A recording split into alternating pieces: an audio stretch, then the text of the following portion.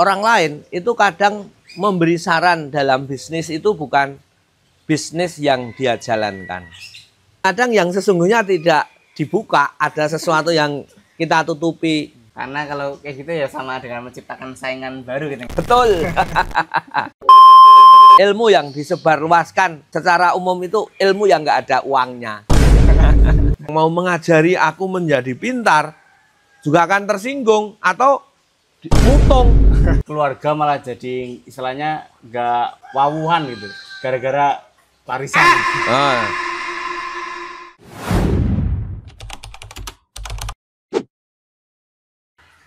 Halo teman-teman semua, Assalamualaikum warahmatullahi wabarakatuh. Kembali lagi di Pak Dewan Channel. Pada kesempatan kali ini kita akan kembali berbincang-bincang masalah dunia bisnis dan self improvement bersama Pak Dewan, Pak Dewawan sebagai salah satu narasumber kepercayaan kita. Dan pada kesempatan kali ini kita akan ngobrolin tentang bagaimana cara kita menyikapi atau menghadapi orang lain dalam kita berjalan menapaki tangga kesuksesan. Jadi sebagaimana yang kita tahu, kita sebagai manusia itu tidak bisa terhindar dari relasi dengan orang lain. Bahkan ada sampai yang bilang bahwa kesuksesan itu juga ada di tangan orang lain. Tapi untuk lebih detailnya kita bisa langsung tanya-tanya ke Pak Dewan. Jadi mungkin untuk pertanyaan yang pertama, menurut Pak Dewan bagaimana kedudukan orang lain dalam proses kita berjalan menapaki tangga kesuksesan? Orang lain itu memang kadang-kadang ada orang kepercayaan kita, ada orang yang memang berpengaruh terhadap kita karena tingkat keberhasilan mereka. Tetapi kadang-kadang orang yang kita anggap, kita percaya, kita sering ke rumahnya, itu kadang-kadang di saat memberi saran, itu mereka tidak komplit. Mereka tidak tahu kondisi kita secara penuh, sehingga kadang-kadang ada beberapa hal yang mereka tidak tahu, ternyata kita tidak bisa mengerjakannya. Jadi pertama-tama ya kita harus petakan dulu gitu. Orang lain itu orang lain yang seperti apa? Apakah orang yang lain yang dekat? Apakah orang lain yang jauh tapi dia terbukti dengan kesuksesannya gitu. Ya, karena orang lain itu kadang memberi saran dalam bisnis itu bukan bisnis yang dia jalankan. Kalau dia mau memberi saran bisnis yang dia jalankan, wah kita persentase untuk menuju sukses berhasil lebih cepat. Tapi itu kalau enggak, saudara, sangat sulit. Karena kalau kayak gitu ya sama dengan menciptakan saingan baru gitu ya Pak. Betul. Nah, kadang-kadang saudara pun belum tentu mau mengajari secara penuh karena memang ilmu yang ada uangnya itu menurut pengalaman saya tidak disebarluaskan secara umum. Nah, ini menurut pengalaman saya lah. Ilmu yang disebarluaskan secara umum itu ilmu yang nggak ada uangnya. Karena itu ilmu mahal gitu. Iya, menurut pengalamanku seperti itu. Jadi jarang sekali orang kok mengajari sebuah ilmu bisnis yang bisa kita praktekkan.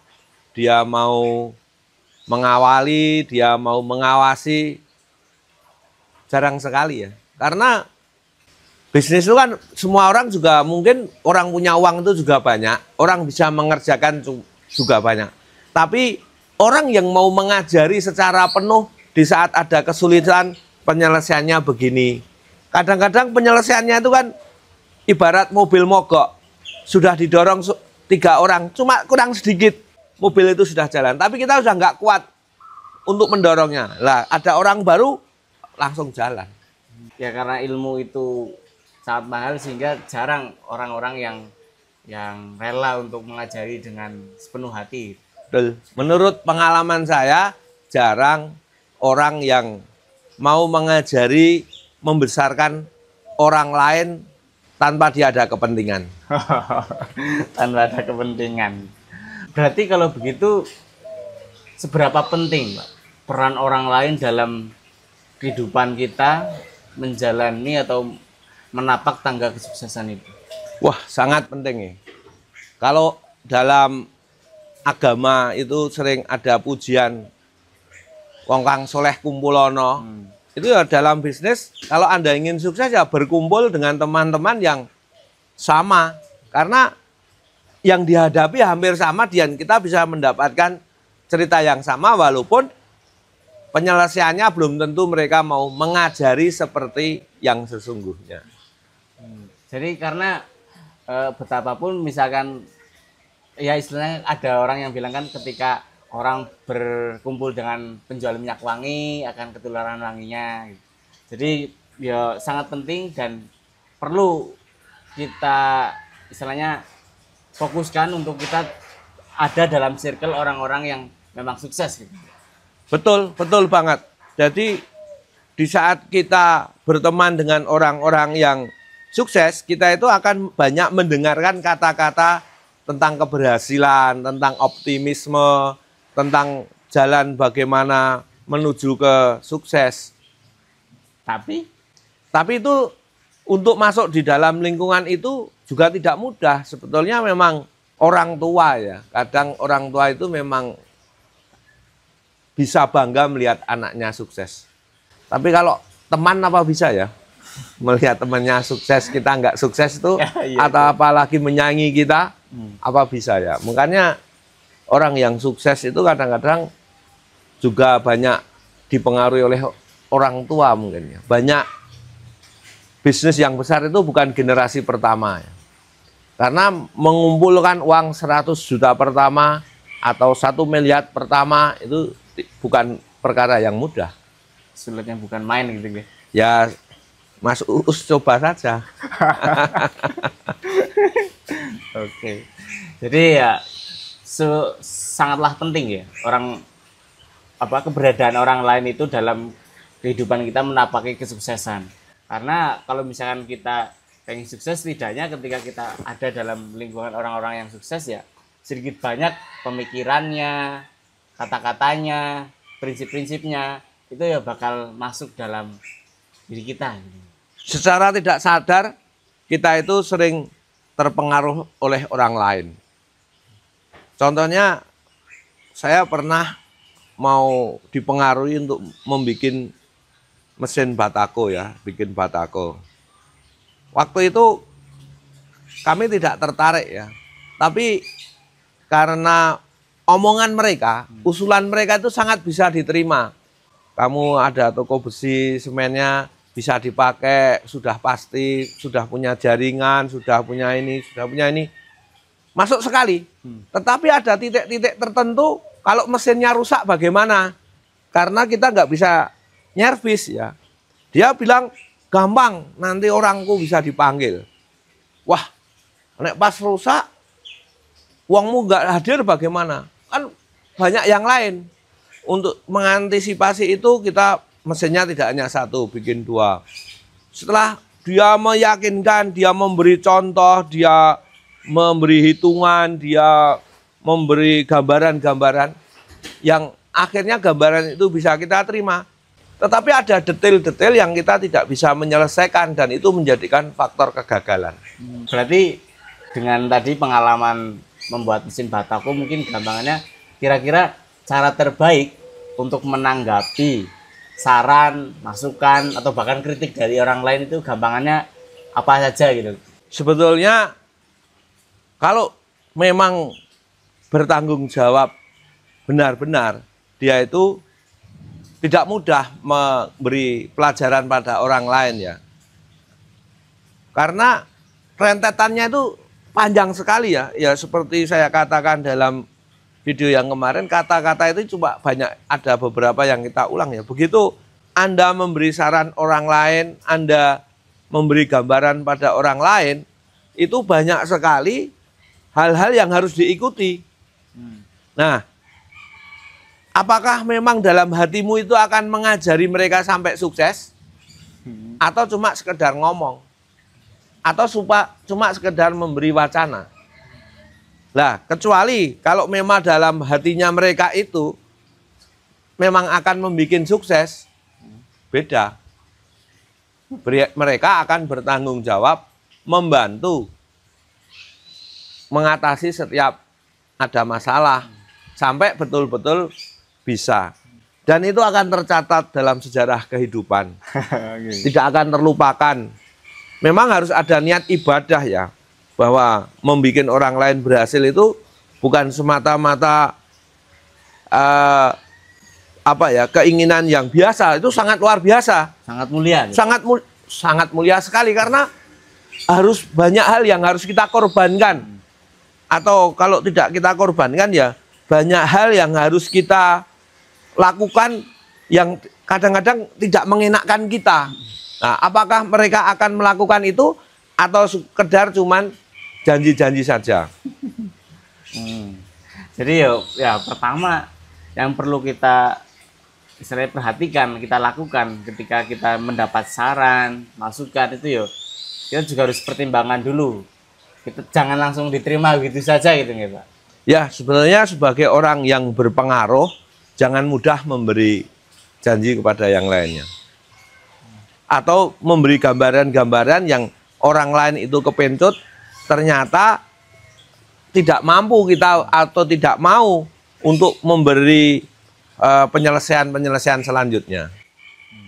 Karena khususnya dalam dunia bisnis itu ketika kita melakukan satu langkah itu konsekuensinya kemana-mana gitu. Betul. Ya, umpama kita mau dia bercerita kamu bikin mesin batako, dia juga harus tahu bahwa listriknya harus 11.000 watt, harus besar sekali. Terus kalau nanti sampai banyak pesanan, listriknya mati, berarti harus beli diesel, terus angkutannya, terus tenaganya kalau nginep tidurnya di mana, kalau rewel di mana, kalau beli onderdil di mana, kalau banyak hal yang harus dipersiapkan dan mereka itu jarang sekali mau bercerita secara komplit, sementara kita sudah terpengaruh. Tetapi kita jangan takut untuk memulai sebuah bisnis. Jadi dari pengalaman tadi ada saran mesin batako yang ternyata harus mikirkan infrastrukturnya, itunya banyak sekali gitu. Ya.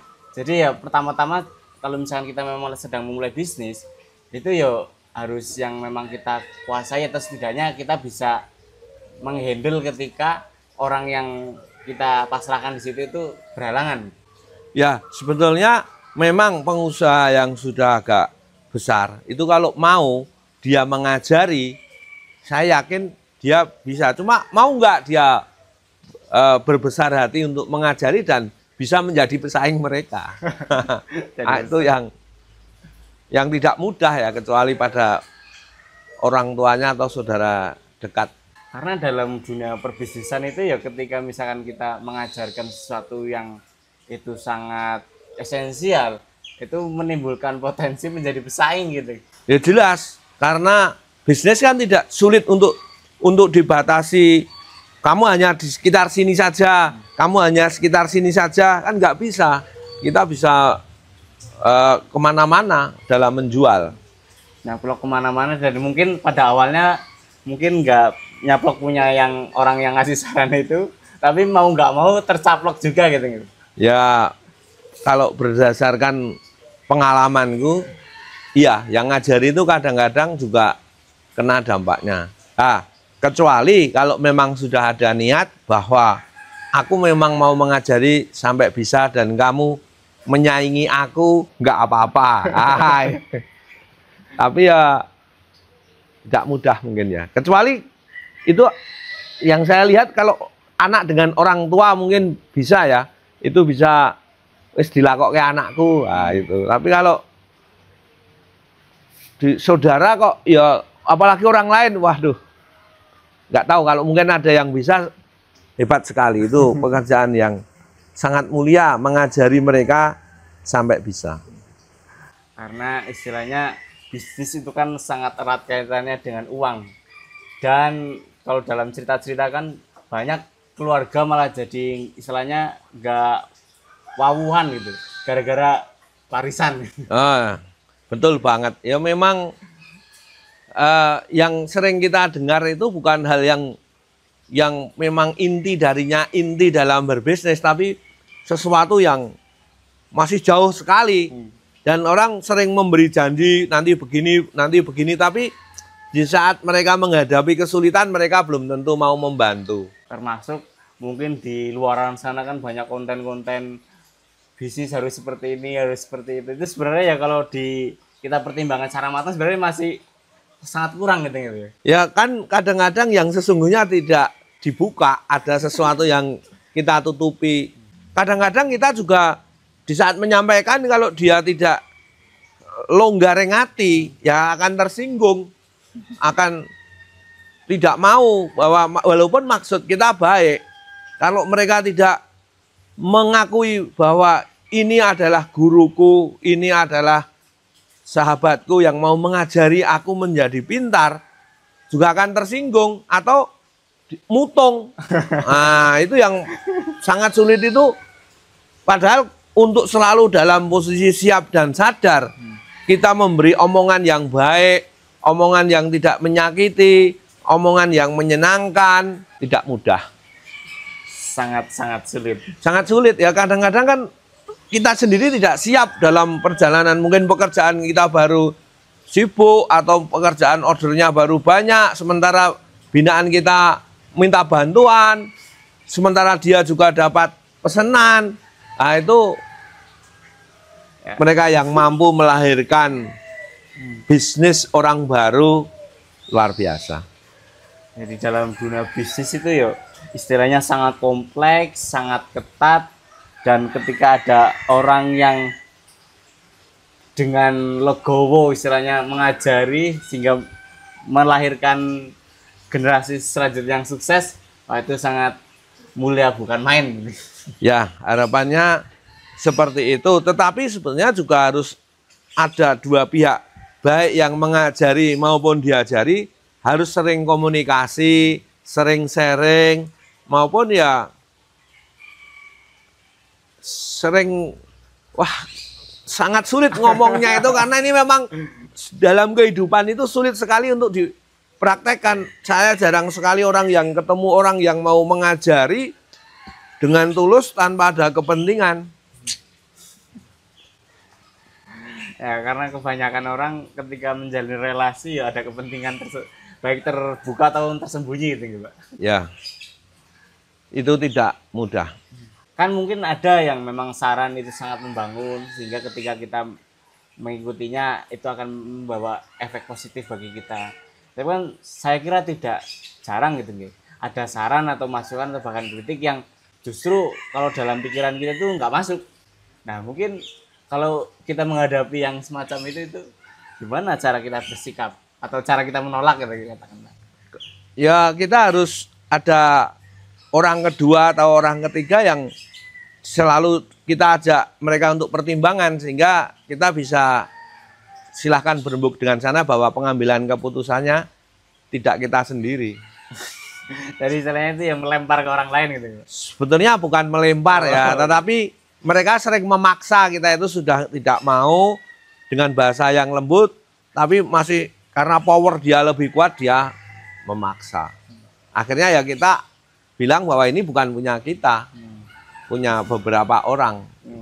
Jadi salah satu tipsnya ya ketika kita ingin mencoba katakanlah menolak saran yuk kita kasih tahu oh ya nanti obrolin sama si A gitu misalnya. Ya, kita obrolkan sama Dava dulu, Mama. Itu sebetulnya sebagian dari kita sudah tidak siap ya, atau kita bisa membedakan antara kita mau atau karena sekedar diperintah atau kemauan diri kita sendiri. Kan kita sering melihat, wah anek karpe dewe mono, dia tidak mengenal lelah ya. Tapi kalau diperintah itu kan kadang-kadang ada sedikit aja sudah beda lagi. Jadi ya itu ya teman-teman, dalam kita membangun bisnis disitulah ya letak dimana peran orang lain itu sangat penting. Ya betul, orang lain kadang juga bisa mendukung, tapi juga orang lain itu bisa membuat kita jauh dari cita-cita. Oke, jadi pertama itu tadi ya kita dapat simpulkan bahwa untuk menentukan bagaimana kedudukan orang lain di tengah perjalanan kita dalam berbisnis itu sangat variatif. Jadi kita harus bedakan dulu, petakan dulu, jangan kita pukul rata begitu saja. Terus ya kita harus sadari bahwa peran orang lain itu sangat penting, karena lingkungan yang baik akan menghasilkan orang yang baik. Ketika kita ada dalam lingkungan orang yang sukses, sangat mungkin kita akan keturunan suksesnya. Dan dalam kita menghadapi saran ya pasti kita harus pertimbangan dulu, jangan asal terima begitu saja. Karena perlu diingat, dalam dunia bisnis ketika kita mengambil langkah, konsekuensinya itu melebar kemana-mana. Dan terakhir Pak Dewan, apa kira-kira pesan dari Pak Dewan untuk teman-teman di luar sana? Teman-temanku, kalau Anda mau sukses, salah satunya mentor Anda sampai di mana dia akan mengajari dan mengawal cita-citamu. Dan sebagai seorang pemula, jangan mudah menyerah, sering berguru, sering silaturahmi, dan tahu berterima kasih. Oke, demikian podcast kita pada kesempatan kali ini. Kita jumpa lagi di konten-konten yang selanjutnya. Dari saya, kurang lebih mohon maaf. Wassalamualaikum warahmatullahi wabarakatuh. See you.